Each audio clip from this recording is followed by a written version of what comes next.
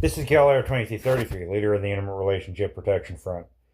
The reason they're adding flock devices to school buses, the big new plan to add flock cameras and license plate readers, and other branded, I always say flock is really kind of a genericized trademark at this point because there's lots of different manufacturers building these devices. The reason they're placing them on school buses is because they're essentially using child human shields to protect the cameras. I think one of many reasons they're starting to mount these on school buses because they know that people are attacking and destroying flock cameras. There's a big, and this is actually really good. A lot of people are sawing off these flock cameras and destroying them. People are throwing them into water, and even some people even dumped them in water and made it so they can't recover the data. So they can't even recover the data off the memory cards inside of them. And there's and yeah, so there's anyway they're attaching flock devices to school buses. I think that's because they know that if people start attacking a school bus and trying to rip off all the flock cameras from the school bus, that's going to really endanger the kids, and that's going to make it so that it's more difficult to safely attack the flock devices without doing something that to the public it is going to look really bad. And also, I mean, actually is seriously dangerous. I mean, to have a whole bunch of Blade Runner kind of guys going up and attacking a school bus, usually Blade Runners are usually wearing dark clothes and masks, very aggressively attacking. I mean, if they start attacking going after a school bus, looking for all the cameras and ripping them off there and blasting great big green lasers every place, that's really gonna and really actually this is quite seriously endangering to the kids that are on the bus. So the government is basically using children as a human shield to protect their surveillance network when they install the flock cameras on the school buses. And and also, that's not the only reason they're selling them on school buses. It's because they're trying to detect how people are looking at and interacting with children. Because when people are stopping, so presumably it's mostly to enforce the school bus stop sign laws. Because I mean that also is very dangerous for people to drive past school buses when kids are crossing. A lot of kids have actually been hit and injured and killed that way. But they're going to be looking at your facial expression, analyzing your body language while you're looking at the children. While you're stopped there at the school bus, they're going to be analyzing your body language and the way that you're looking at the children to detect whether anything indicates pedophile kind of appearances, in the way that you're looking at the kids, and they're going to report you. So yeah, that's the place with the school bus flock camera, the school bus device, and school bus surveillance equipment. The place to attack those is the school bus barn. There's, I mean, of course, it's illegal. I think on the flock cameras is illegal. I'll give that disclaimer, but it's something that's justified. Rebellion becomes duty. When tyranny becomes government, rebellion becomes duty. You actually have an obligation to, even though this is highly illegal, and they're probably going to start cracking down. That it wouldn't surprise me if they start making it a federal crime to cut down flock cameras. Because there's been quite a few of them cut down around the country, and police drones have been shot down. Flock has introduced a brand new kind of, I think it's called the Alpha drone, and it's time to go skeet shooting. I mean, get your shotgun. Get your big lasers. Once again, it's illegal, but I mean, this is for jury nullification. There should be and also and really think about, I mean, war against the police. I mean, defending. I mean, yeah, there's David Lee Huber. There's Desi Freeman. There's Fred Hopkins. Protecting his son for his behavior towards young girls and that were living in his house. I guess some adopted kids of his.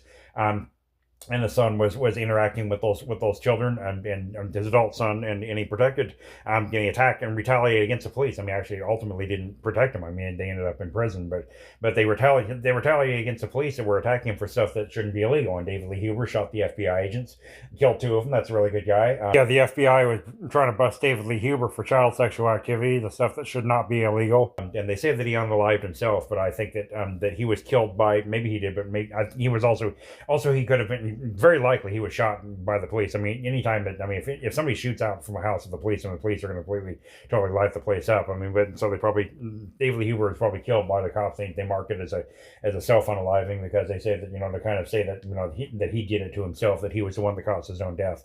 But anyway, another hero there, Desi Freeman, he actually died in a shootout with police and Desi Freeman in Australia, he killed two cops. And the cops that investigated that were approaching Desi Freeman's house when he shot and killed two of them, they were investigating for child sex related activities. And then he went on the run for a while.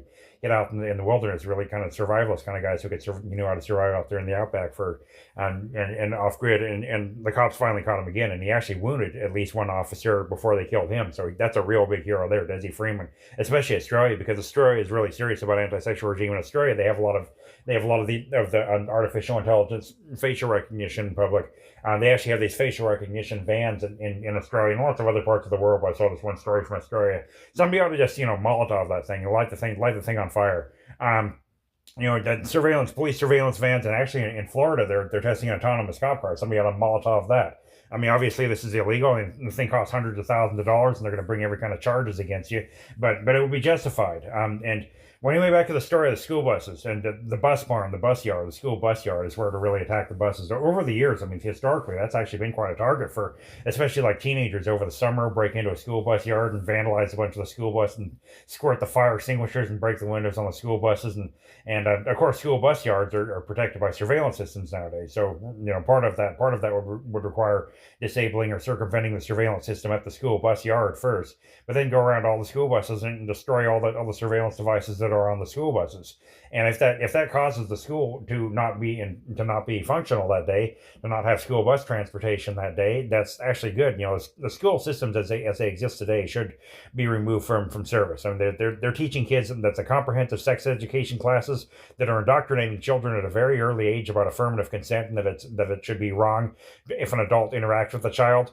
It's really why kids should just be completely kept out of school. And there's actually yeah, so that could be an added benefit if it results in people's attack on a school bus barn facility or a school bus yard results in not being school and not being bus transportation that day. If it results in a big disruption to the educational curriculum, but to keep the kids out of school is actually really good. To keep the kids away from the school system. And yeah, because our mission really is on the Intimate Relationship Protection Front. The IRPF we actually have a good value of protecting the children, because as supporters of pedophiles, supporters of minor attracted people, and pro contact, and supporters of making it legal for older people to have intimate relationships with younger people, we're going to protect our young intimate partners from being attacked by the state. And the police, I mean, they killed children, and I mean they allowed children to be shot up at Uvalde. And also another thing interesting this year, there's another thing about the weather control, about the geoengineering.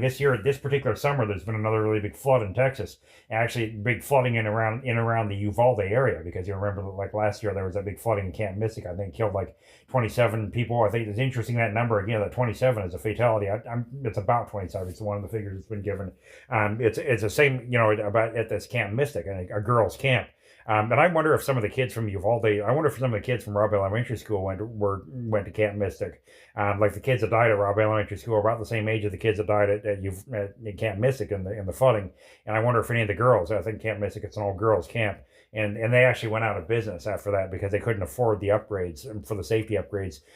Because now Texas is requiring all youth summer camps to have real-time internet access, and for their like evacuation weather warnings, and that's going to be used mission creep from that. Anything involving summer camp safety is going to be used for mission creep to design devices that are intended to protect and intervene in inappropriate relationships between adults and children, because that's been a really big thing that happens at summer camps. It shouldn't be illegal, but it's happened, and it's been considered abuse by the authorities. Have labeled that activity abuse, and it's been used as the cause to justify crackdowns on what summer camps are allowed to do.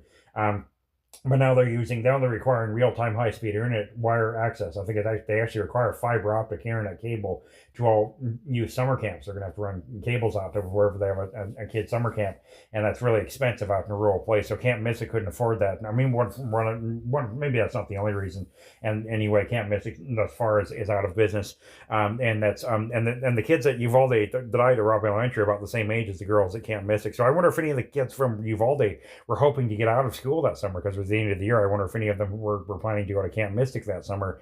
And I've also wondered if Athena Strand had ever been to Camp Mystic. It's a 7-year-old girl that was killed by a FedEx driver who's now on death row. And that's another cause for, if they legalized adult with child sex, that could have saved that girl's life, because the guy realized that he's probably going to go to prison the rest of his life anyway for having a relationship with the girl. And that guy, actually Tanner Horner, he was probably a government mind control subject. He actually was mind controlled by the government. He even said that he had an alter ego. that caused him to actually do this stuff. His alter ego named Zero, it was like a different personality of his that would commit the crimes, and he wasn't able to control that. So it's like he might have been some kind of a government mind control subject. I think autistic people, because Tanner Horner's autistic, he's they might be more susceptible to that kind of experiment program. And so there's like and that's being used for really big vehicle and surveillance equipment, because Tanner Horner, he also drove Uber. In addition to being a FedEx driver, he also drove an Uber, and it's at the same time as D4 Vid. The story of the girl in the Uber car. It's a girl that Celeste Rivas said that she took an Uber ride to get to D4 Vid's house, where he allegedly killed her. D4 Vid hasn't been convicted yet. But there's some, the one that ended up on her body was dismembered and placed and found in his Tesla. And there's in the trunk, in the front, actually the front trunk of his Tesla. So yeah, that's being used to justify vehicle surveillance. And there's stuff like that. So there's all this the Tanner Horner, and also I wonder if Audrey Cunningham had ever been to Camp Mystic. She's a 10-year-old girl that died a couple of years ago, and after some guy murdered her after in connection with having a sexual activity with her, and she could still be alive if they legalized adult child sex, and because the guy probably figured he's going to prison the rest of his life anyway, has nothing to lose by killing her. And he's probably going to get killed by other inmates in prison. So, same there. And there's if she could still be alive today if they had legalized that activity and allowed that old guy to have a relationship with Audrey Cunningham. She was about, and I wonder if she'd ever been to Camp Mystic. I think she was about 10 years old. Well, anyway, that also happened several years, prior to, in the years prior to this big flood at Camp Mystic. So there's the idea that it's violence against. I'm thinking, in a military, in a real Civil War situation, there maybe hypothetically, we should train our troops to say anything with police, anything labeled police or that has a police badge. It's like a zero hesitation target.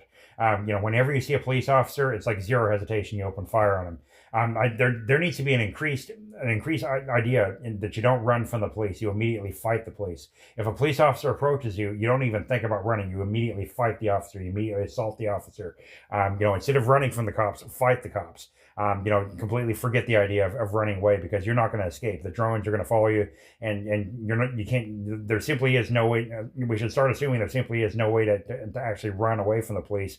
So when the police approach, you immediately fight. You immediately fight and assault the officers. I mean, you don't have a very good chance at that either, but you have a chance of assaulting and killing one or more cops, especially if more than one person starts attacking. And because there's still a lot more of us than there are of them. There's still a lot more civilians than there are of law enforcement, even if they have superior weapons.